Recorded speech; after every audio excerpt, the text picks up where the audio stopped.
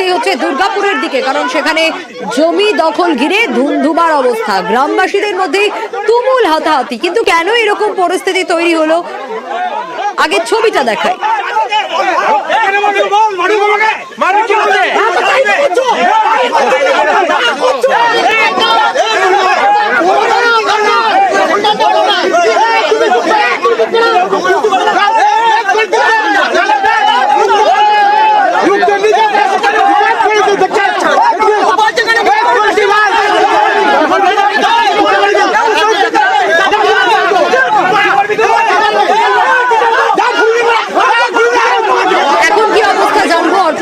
আমার সঙ্গে অর্পণ, এখন কি পরিস্থিতি তো অবশ্যই জানতে চাইবো, কিন্তু এই ঘটনার সূত্রপাত কোথা থেকে? জমি দখল ঘিরে যে ধুন্ধুমার, কে জমি দখল করতে এলো বা কারা জমি দখল করতে এলো, কেনই বা এলো?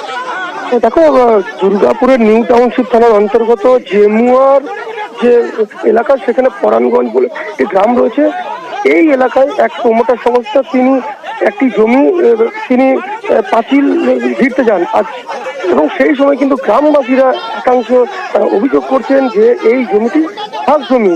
অপরদিকে কিন্তু এই প্রমোটার সংস্থা তিনি যেটা জানাচ্ছেন তার কাছে বৈধ নথি রয়েছে, এবং তারপরেই কিন্তু গ্রামের আরো একটি একাংশ তারা কিন্তু ওই জমির ওপর দলীয় ঝান্ডা লাগিয়ে দেয়, এবং এই দলীয় ঝান্ডা লাগানোর পরেই কিন্তু গ্রামের দুই গোষ্ঠীর মধ্যে কিন্তু ধুন্ধুমার কাণ্ড, হাতাহাতি, তারপরেই কিন্তু পরিস্থিতি উত্তপ্ত হতে থাকে। কারণ গ্রামের একাংশ তারা দাবি করছেন এই জমিটি খাস জমি, অপরদিকে কিন্তু প্রমোটার সংস্থা তিনি যেটা দাবি করছেন যে তার কাছে বৈধ নথি রয়েছে, এই জমির কাগজ রয়েছে।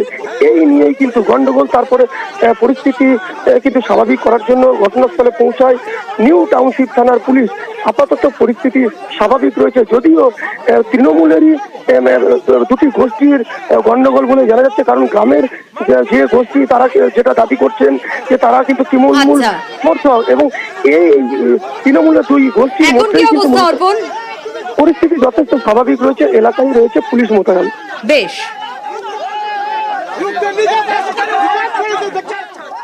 এভাবে পড়ে আছে ভেস্টেড ল্যান্ড। এবার ওরা কোথা থেকে কারো কিছু পাটটা জোগাড় করেছে, ঠিক আছে, জোগাড় করে তাদের কোথায় জায়গা ছিল কি ছিল কেউ জানে না। এই জায়গাটাকে ওই ওদের পাটটা শো করে এই জায়গাটাকে ওরা কিন্তু 3 বিঘে 4 বিঘে যাই হোক দখল করে নিয়েছে। যার নামে রেকর্ড ছিল তার কিন্তু এই জায়গা কোনোদিনই ছিল না। পাটি তোলা করিয়েছে ঝান্ডা, আবার সকালবেলা ঝান্ডা লাগে। কারা লাগাচ্ছে এটা? গ্রামে কয়েকজন আছে, যার পেপার আছে, যার জমি আছে, কিনেছে, পেপার দেখবে, যার জমি আছে সে বন্ধ করবে। কোনো পাট্টা জমি নাই, পেপার দেখে কিনেছি আমরা। খাস জমিতে কেউ দখল করতে পারবে, যারা আজকে দখল করছে, ব্যবহার করার চেষ্টা করছে এবং নতুন করে কাগজপত্র, তারা বিগত দিনে বিজেপি করেছে, সেই বিজেপির মদতে আজ এই কাজটা করছে। তৃণমূল কংগ্রেস এটার মধ্যে কোনোভাবেই জড়িত নয়। যদি কেউ এর মধ্যে জড়িত থাকে তার বিরুদ্ধে আইনত ব্যবস্থা।